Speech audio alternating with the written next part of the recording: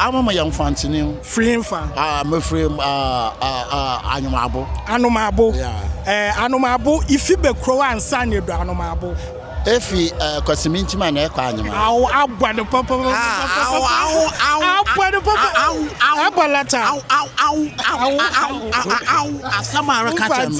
okay, it's a Buyano Fante Beacre. Okay. Fancy a bear. Everyone's our horror, and I'm paying for no Ozzy. You was our you pay for the Asaya did now about Vakpo experience and then. In fact, the mechanic say, Ow, so next year and this year, Ow, and to me, I'm a Vakpo. Ow, next year, Ow to Chom of Funny for one bra.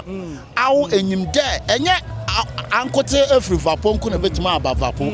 Ow, a Kwani, Ow, a Santini, Ow, a Yankani, you know why a Bako, why a call, Ow, a bet me about.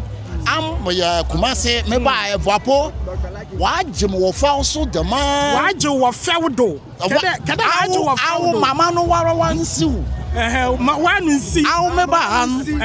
Why Jim will fall do a felled or felled do? Or be back at the hour narrow chairman Fante. Also, I am in young Fante. I must be in young Fante. Yeah, I am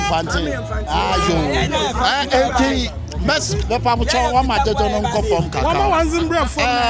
I will send to me a Vakpo this year. Mecca day.